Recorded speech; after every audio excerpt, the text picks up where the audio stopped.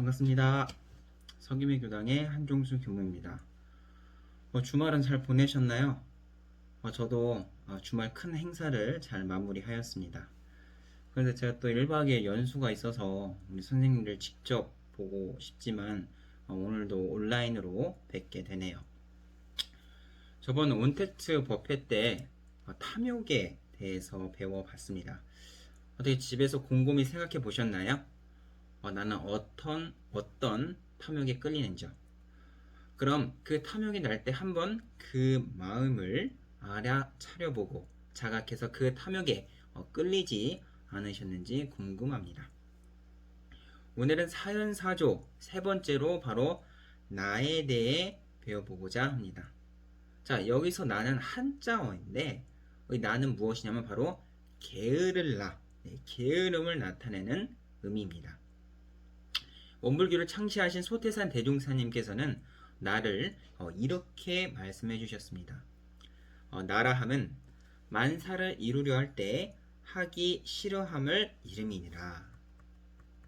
대종사님께서는 이 게으름을 버리라고 하셨습니다. 게으름하면 우리 선생님들은 어떤 생각이 드나요?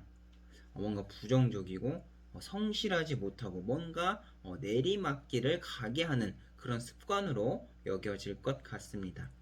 기독교에서는 게으름을 죄라고 정의를 내리기도 합니다. 무엇을 하지 않음으로 찾아온 죄라고 이야기를 하죠. 게으름에 대한 이야기를 들려드리고자 합니다. 큰 빚을 지고서 게으름만 피우는 그런 사람이 있었다고 합니다. 보다 못해 그 채권자가 물었어요. 아니, 당신은 돈을 갚을 생각이 있긴 한 거요? 있고요, 말고요.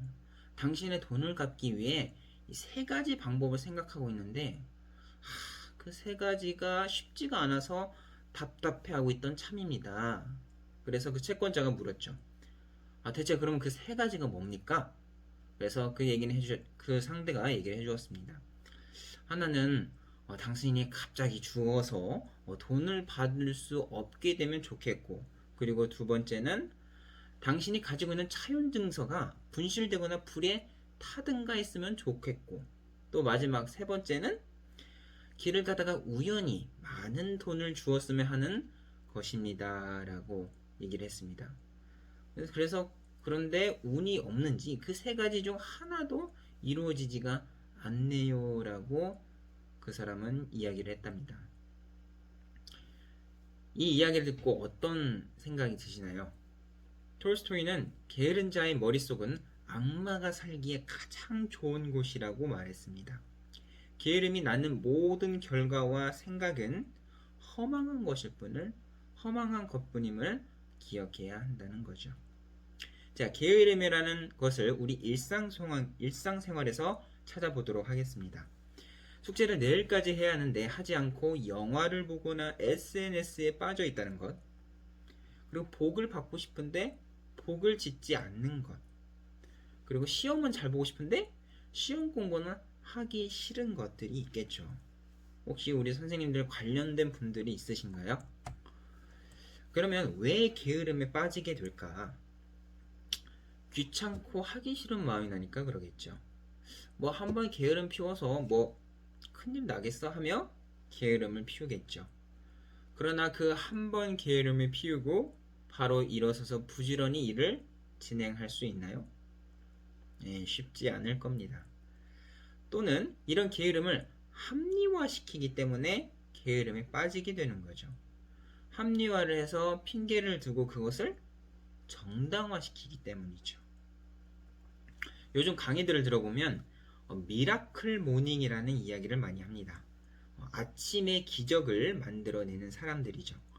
그런 분들은 정말 일찍 일어나서 기도를 하거나 명상을 하거나 운동을 하거나 독서를 하며 그 아침의 시작을 알립니다.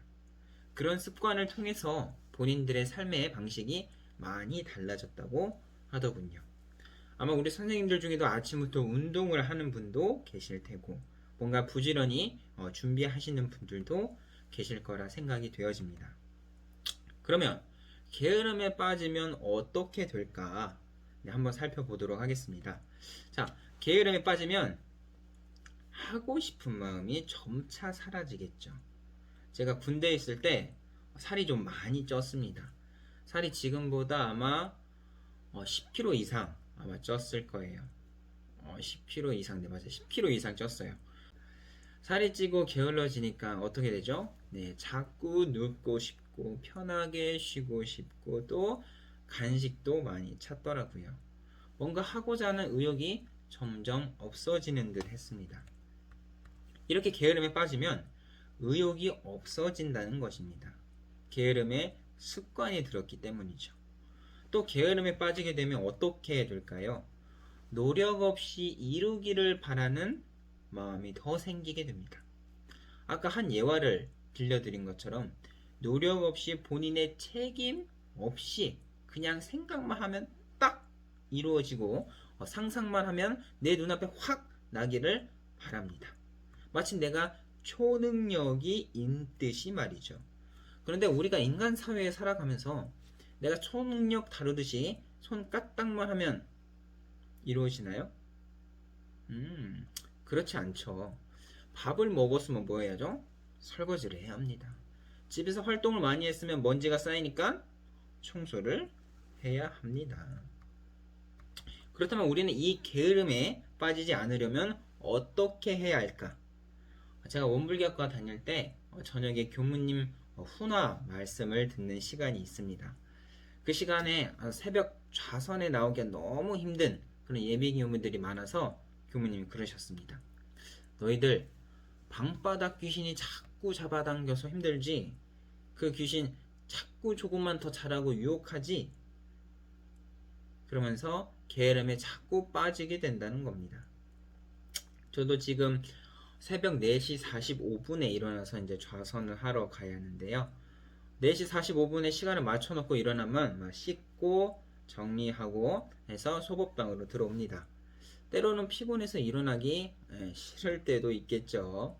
그렇게 게으르게 살면 원불교 교무님의 일과가 무너지게 되겠죠.